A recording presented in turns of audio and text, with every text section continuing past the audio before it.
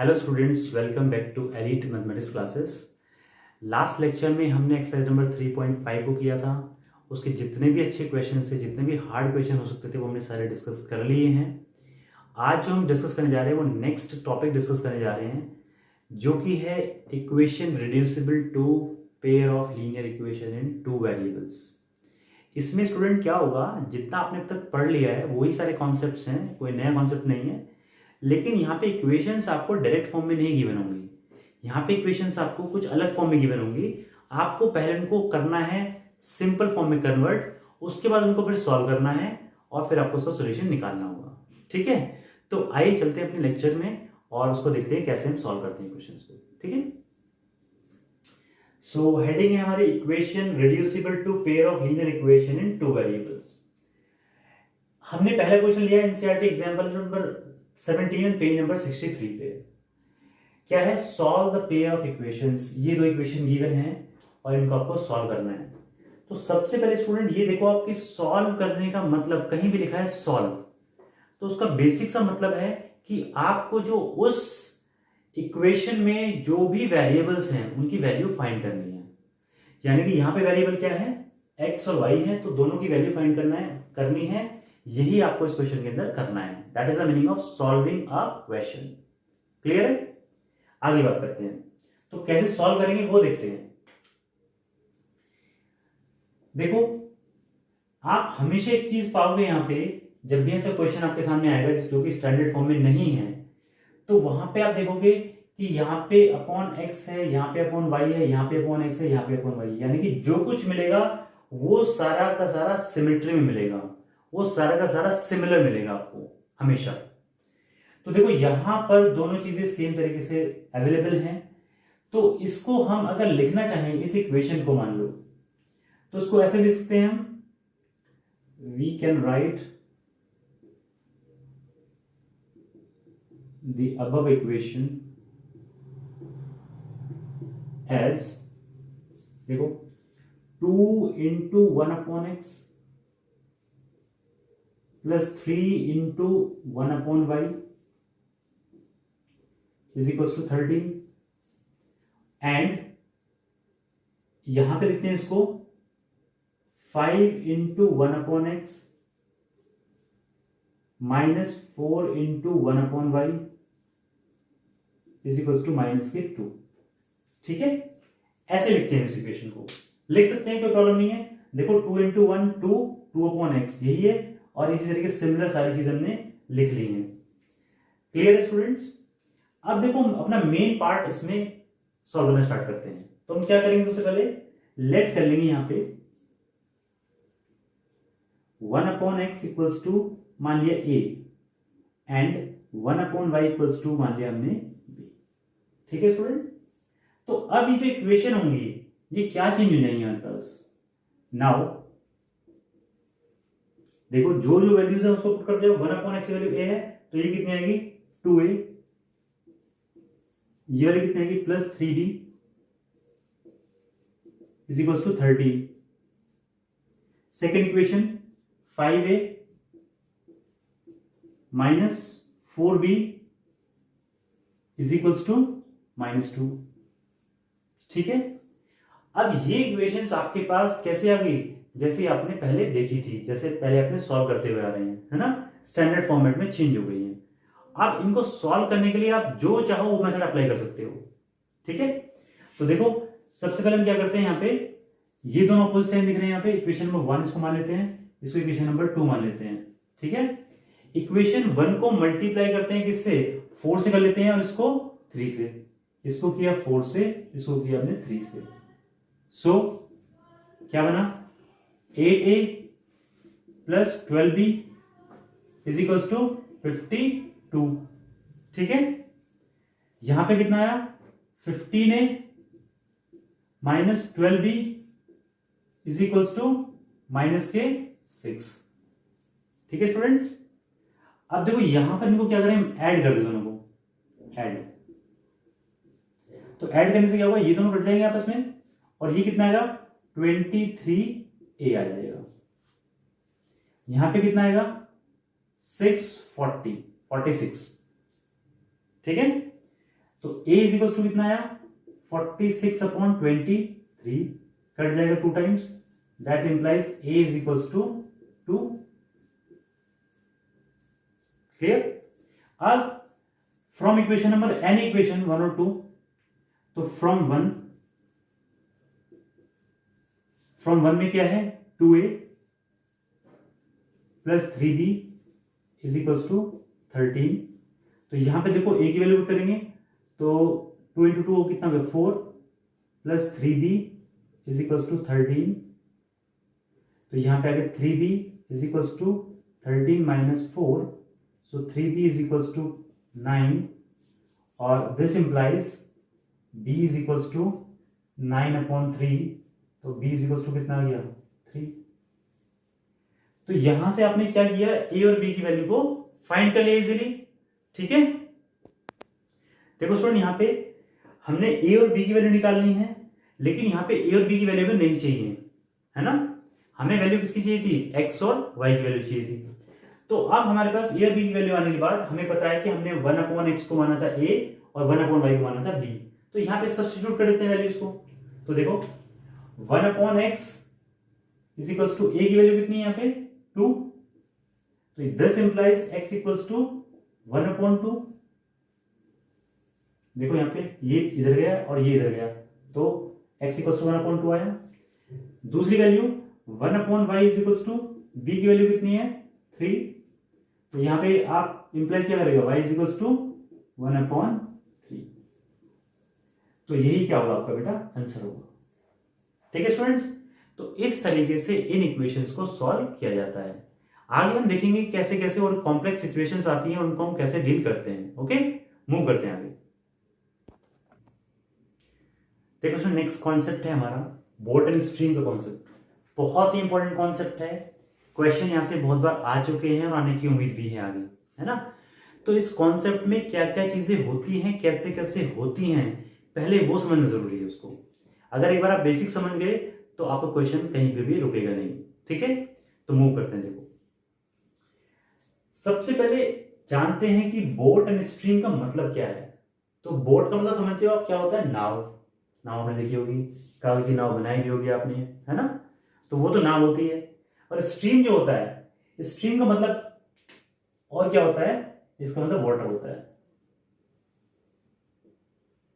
भाई नाव जो चलती है पानी में चलती है, सड़क पे चलती नहीं है, तो हमें बोट और स्ट्रीम इसलिए साथ साथ बोला जाता है कि बोट नाव और स्ट्रीम वाटर। तो वाटर के अंदर क्या चलती है, बोट चलती है। ठीक है, वही हम क्वेश्चन देखने क्या क्या सिचुएशन वहां पे आ सकती है आपके सामने। तो सबसे पहले हम क्या करते हैं कि जो हम ये कहते हैं कि एक जो पानी है वो रुका हुआ पानी है कहीं पे, ठीक है, उसके अंदर बोट है, ये बोट हम चला रहे हैं, उसके अंदर पानी के अंदर कोई मूवमेंट नहीं है लेकिन बोट मूवमेंट कर रही है, तो उसको कहते हैं boat in still water. Still का मतलब रुका हुआ, तो रुके हुए पानी में बोट चल रही है। तो वहां पे हम लेट करते हैं कि speed of the boat in still water is x km/h। हमने मान लिया अपनी तरफ से। ठीक है, अब हमने क्या कहा speed of stream water y। अब कोई केस ऐसे भी हो सकता है जहां पर पानी चल रहा हो, जरूर थोड़ी हर जगह पानी रुका हो। अगर आप कहीं पे नदी में जा रहे हैं या जहाँ पे आप लाइक हरिद्वार में जा रहे हैं तो वहां पे तो पानी चलता रहता है, वहां पे रुका तो है नहीं, तो वो वाला केस भी डिस्कस कर पाएंगे हम यहाँ पे। तो एक केस हम ये मान के चलते हैं हमेशा, ये आप इसको एज ए रट लो उसको, चाहे कि भाई ये एक्स मानिए वाई मानिए, तो हमेशा आपको कंफ्यूजन नहीं रहेगा कभी भी। यू और वी मान सकते हो, उसमें कोई दिक्कत नहीं है, लेकिन स्टैंडर्ड के लिए हम एक्स और वाई मान के चल रहे हैं यहाँ पे। तो एक्स तो मानिए हमने स्टिल वाटर, रुके हुए पानी में, और स्पीड ऑफ स्ट्रीम अगर पानी चल रहा है तो उसकी कितनी स्पीड है y km/h। ठीक है स्टूडेंट्स, तो हम दो केस डिस्कस करेंगे इसमें जो कि हो सकते हैं पॉसिबल। केस नंबर 1 है डाउन स्ट्रीम। डाउन स्ट्रीम का मतलब जो नीचे की तरफ जा रहे हो आप, ऐसे, है ना, डाउन मतलब यही होता है।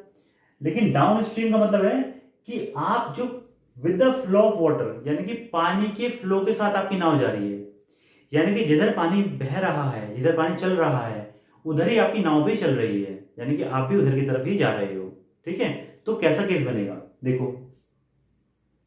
ये मान लो एक एंड है, दूसरा एंड है किसी भी जगह का, और यहां पे क्या हो रही है, नदी बह रही है या कुछ भी पानी बह रहा है। तो यहां पे देखो पानी भी इस तरफ जा रहा है और बोट भी इस तरफ जा रही है। यस, दिख रहा है ना। तो हमने पानी की बोट की स्पीड इन स्टिल वाटर कितनी मानी है, x किलोमीटर पर आवर, और जो वाटर है उसकी स्पीड कितनी, y किलोमीटर पर आवर। दोनों की दोनों डायरेक्शन क्या है, सेम है बिल्कुल। यस, तो इस केस में स्पीड ऑफ बोट कितनी होगी, x plus Y kilometre per hour. अब ये क्यों होगी, देखो स्टूडेंट्स, जब आपने फोर्स लगा रहे हो इधर की तरफ जाने का, और एक फोर्स लगा रही है ये भी, पानी में फोर्स लगा रहा है ना आपके पास, राइट। तो जब दोनों फोर्स एक ही डायरेक्शन में लगा रहे हैं तो दोनों का फोर्स ऐड होगा ही नहीं होगा, होगा ही नहीं होगा, बिल्कुल होगा। तो दोनों की स्पीड कितनी होगी, x इसकी है, y इसकी, दोनों की स्पीड तेज हो जाएगी। तो कितना होगा, x प्लस वाई। आप ऐसे सोचो उसको, जैसे कभी आंधी चल रही हो, ठीक है ना, तो जिस तरफ आंधी चल रही है उसी तरफ आप अपनी बॉडी को रखोगे तो वो जल्दी से फोर्स लगा के उधर आप चलना शुरू कर देते हो ना, और आप भागो उस तरफ जिस तरफ आंधी चल रही है, तो भागने के साथ साथ आपकी स्पीड बढ़ जाएगी, क्योंकि आपके साथ आंधी की स्पीड भी उसमें साथ में चल रही है। गॉट अ पॉइंट, ठीक है। आगे मूव करते हैं। दूसरा पॉइंट आता है अपस्ट्रीम। तो against the flow of water, यानी कि अगेंस्ट का मतलब अपोजिट, हम ऐसे बोल सकते हैं अपोजिट इसको, यानी कि जिधर वाटर चल रहा है उसके अपोजिट में हम उसको लेकर के जा रहे हैं बोट को। तो मान लो वाटर जा रहा है, फिर से इधर की तरफ जा रहा है वाटर, लेकिन इस बार हम बोट कहां लेके जा रहे हैं, लेफ्ट साइड में, ठीक है। तो इस केस में क्या होगा, आपकी जो आप बोट को ले जाना चाहोगे, लेकिन वाटर किधर कैसे जाएगा, उसको दूसरी तरफ धकेलना चाहेगा उसको। तो अब क्या होगा, आपकी स्पीड तो घटेगी, आपको फोर्स जल्द से ही स्पीड भी घट जाएगी आपकी चलने की। तो वो क्या होगी, speed of the boat is x minus Y हो जाएगी, यानी कि इसमें से स्पीड ऑफ बोट में से स्पीड ऑफ वाटर की रिड्यूस कर देंगे। अब एक चीज ध्यान से सुनो, यहाँ पे कुछ स्टूडेंट्स ऐसे भी कर देते हैं y माइनस एक्स, तो बेटा वो केस नहीं होगा, ठीक है। देखो आपका एम ये है, अगर हम बोट यहां से लेके यहां तक लेके जा रहे हैं तो बोट इधर चलनी चाहिए। तो अगर सोचो कि बोट की स्पीड कम हो जाए, इसका मतलब ये y माइनस एक्स का मतलब कि स्पीड ऑफ द बोट कम है। तो अगर स्पीड ऑफ द बोट कम रहेगी और स्पीड ऑफ द वाटर ज्यादा रहेगी तो वो तो भाग के ले जाएगी आपको, है ना। जैसे क्या होता है, जब कोई लैंडस्लाइड होती है या फिर कोई भूकंप आता है या फिर कोई मतलब बाढ़ आ जाती है, तो उसमें क्या होता है, गाड़ी खड़ी है, पेड़ खड़े हैं, सब क्या करते हैं, बह जाते हैं, है ना, क्योंकि वो उतना उसका फोर्स होता है कि वो अपने साथ भाग ले जाता है। तो आपका इस केस में क्या है, यहां से लेके यहां पहुंचना। तो अगर स्पीड ऑफ द बोट कम रहेगी तो आप इधर पहुंच ही नहीं पाओगे, आप उधर ही कहीं चले जाओगे, ठीक है। तो ये दो केसेस हैं जो आपके स्ट्रीम एंड बोट के केस में आते हैं। इसके बेस पे हम क्वेश्चन देखते हैं, कैसा क्वेश्चन हमारे पास आता है, ठीक है। आगे मूव करते हैं। देखो नेक्स्ट क्वेश्चन है आपका एनसीईआरटी का एग्जाम्पल नंबर 19 है, बहुत ही अच्छा क्वेश्चन है। जिन भी स्टूडेंट्स को उसमें थोड़ी प्रॉब्लम आई होगी, अगर कहीं समझ में नहीं आया है, जो मैं एग्जाम्पल हम सॉल्व कर रहे हैं तो आपको पूरा का पूरा क्लियर हो जाएगा, ध्यान से देखना उसको। अ boat goes 30 kilometre up stream and 44 kilometre down stream in 10 hours, ठीक है। यानी कि एक बोट जो है वो 30 किलोमीटर जाती है अप स्ट्रीम और डाउन स्ट्रीम जाती है 44 किलोमीटर, 10 घंटे लगते हैं टोटल, यानी कि जाना और आना उसका कितना होता है, 10 आवर्स लगते हैं उसको। इन 13 hours it can go 40 kilometre up stream and 55 kilometre down stream. अब 13 घंटे में, अगले 13 घंटे में क्या करती है वो, 40 किलोमीटर तो अप स्ट्रीम जाती है और 55 किलोमीटर डाउन स्ट्रीम जाती है, ठीक है। यानी कि दो केस हो गए हमारे पास में, दो सिचुएशन आ गई। Determine the speed of the water, sorry speed of the stream, stream का वाटर ही है, तो and that of the boat in the still water, यानी कि वही चीज पूछेगी जो हम लेट करते हैं। तो देखो स्टूडेंट, इस क्वेश्चन को हम करते कैसे हैं इजीली। तो ये आपका क्वेश्चन नंबर है, सब कुछ लिखा है यहाँ पे। हमने कहा let the speed of the boat in still water is x kilometre per our and speed of the stream और वाटर हम कह सकते हैं y किलोमीटर पर आवर, ये हमने मान लिया यहाँ पे, ठीक है। अब दो केस होते हैं, down stream and up stream होते हैं। अब देखो स्टूडेंट, हमने दोनों डायग्राम के अंदर दोनों केसेस को बताया है, उनकी इक्वेशन कैसे बनाते हैं वो हमको दिखा देते हैं। देखो यहाँ पे क्या है, केस नंबर 1 डाउन स्ट्रीम में कितना जा रहा है 44 किलोमीटर और अप स्ट्रीम कितना जा रहा है केस 1 में 30 किलोमीटर, ठीक है। दूसरे केस में 55 किलोमीटर डाउन स्ट्रीम जा रहा है वो और अप स्ट्रीम जा रहा है 40 किलोमीटर, ठीक है। एक चीज और ध्यान देंगे यहाँ पे कि जो टाइम लग रहा है, जो यहां पे लगा फर्स्ट केस में यहां पे टाइम कितना लगा 10 आवर, तो यहां पे कितना लेगा टाइम, तो सेम ही है क्योंकि दोनों एक साथ हो रहे हैं 10 आवर। और जो सेकंड केस है वहां पे टाइम कितना लिख रहा है 13 आवर्स, यानी कि यहां पे जो टाइम है t is equal to 13 hour, t is equal to 13 hour. ठीक है, अब इसकी हम इक्वेशन बना देते हैं सिर्फ, और कुछ नहीं करना हमें। आपको पता है speed of the boat in case of down stream ये होती है, speed of the boat in up stream case ये होती है। ठीक है, तो केस वन के बारे में बात करेंगे, है ना। तो केस वन में क्या है 44 किलोमीटर डाउन स्ट्रीम और 30 किलोमीटर अप स्ट्रीम। तो देखो speed is equal to distance upon time, ये लास्ट टाइम बताया था हमने आपको, भाई यहां पे बता देते हैं speed is equal to distance upon time.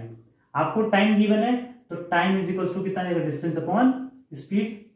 Clear है, इसको कॉन्सेप्ट लगाते हैं यहाँ पे। तो देखो फर्स्ट केस में डाउन स्ट्रीम अगर जा रहा है वो, तो कितना टाइम लग रहा है, down stream plus up stream दोनों काम कर रहा है, तो टाइम तो वही है ना total.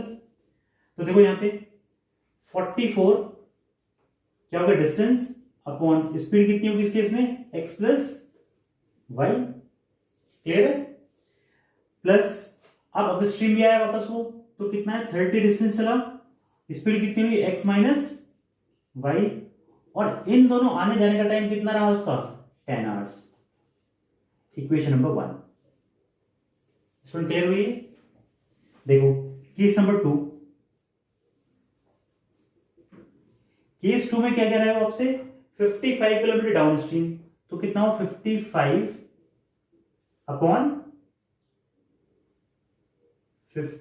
Upon X plus Y, यानी कि डिस्टेंस ये है, डिस्टेंस अपॉन स्पीड कितना हो टाइम ये तो हमें चाहिए, प्लस यहां पे 40 अपॉन एक्स माइनस वाई, और ये किसकी इक्वल है टाइम कितना लग रहा है यहां पे 13 आवर्स का।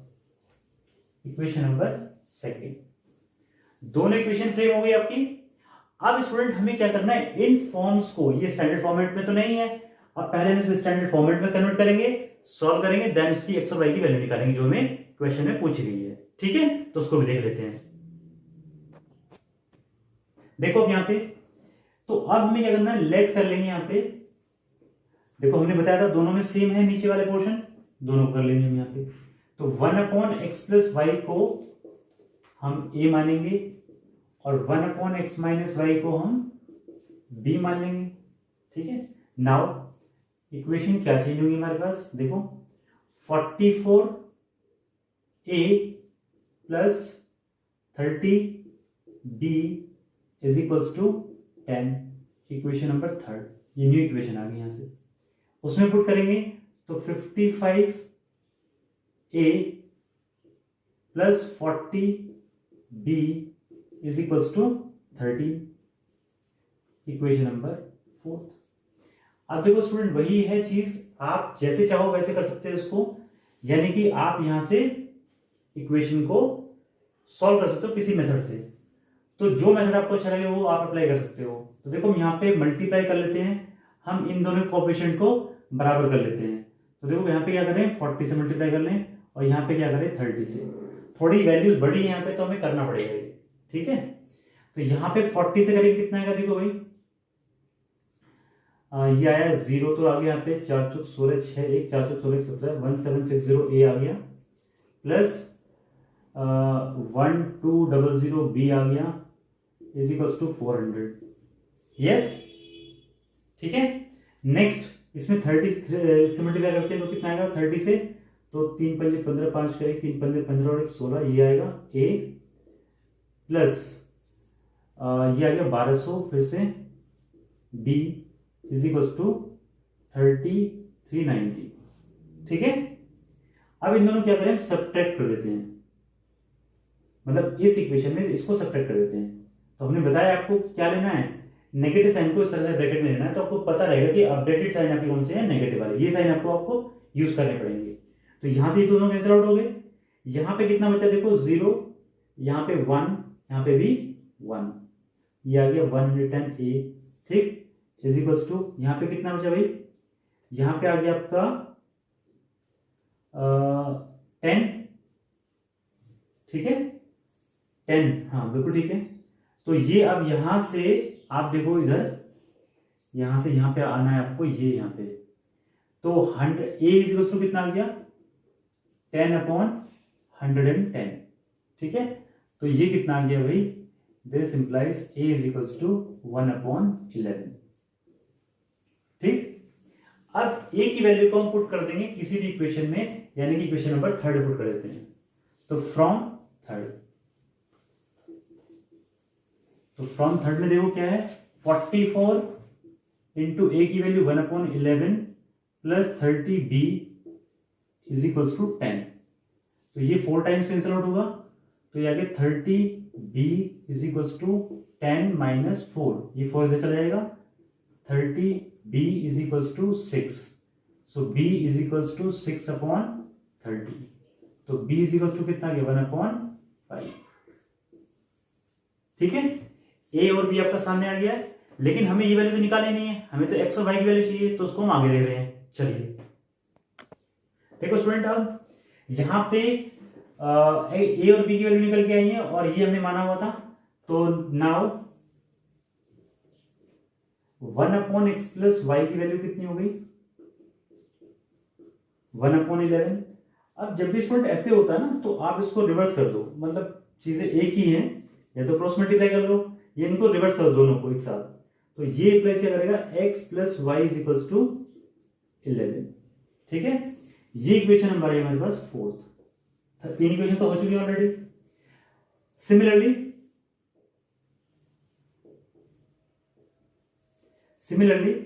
1/x माइनस वाई, b की वैल्यू कितनी आई थी 1/5, तो यहां पे इंप्लाइज करेगा x minus Y is equals to 5, equation number 5th, ठीक है।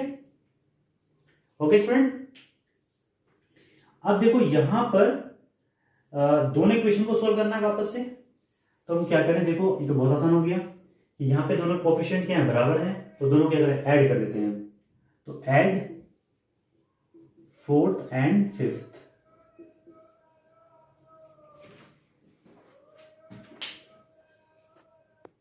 तो देखो इसमें यहां पे चेंज कर लो थोड़ी सी इक्वेशन नंबर 5th है और यहाँ पे 6th है, तो यहाँ पे ऐड करेंगे दोनों इक्वेशन को, 5th को और 6th को, ठीक है। तो देखो यहाँ पे लेफ्ट पार्ट के साथ ऐड होगा और राइट पार्ट के साथ होगा, तो x plus Y plus x minus Y is equal to 11 plus 5, ठीक है। नाउ यहां से ये कैंसिल आउट हुआ इससे, तो कितना है 2x इज इक्वल्स टू 16, तो x इक्वल्स टू कितना आया 8, ठीक है। अब इस वैल्यू को किसी भी इक्वेशन में रख दो, so put the value of x in equation number 1 में रख दो, तो 8 plus Y is equals to 11, so y is equals to 11 minus 8, so y is equals to 3। तो स्टूडेंट यही वैल्यू चाहिए थी आपको, तो जो क्वेश्चन पूछा गया वो क्या है, the speed of boat in still water is equals to x kmph, मतलब कि 8 किलोमीटर पर आवर, ठीक है। दूसरा ये कितना हुआ 3 किलोमीटर पर आवर, है ना। अब देखो अब यहां पे जो बोट की स्पीड है वो कितनी ज्यादा ही है ना इससे, स्ट्रीम से, इसीलिए सारी चीज पॉसिबल हो पाई। अगर ये रिवर्स में होता तो ये कोई भी काम पॉसिबल नहीं हो पाता, यानी कि बोट हम जहां पे ले जाना चाह रहे हैं वहां पे नहीं लेके जा पाते, है ना। एम तो हमारा एक डेस्टिनेशन से दूसरे डेस्टिनेशन पहुंचना होता है।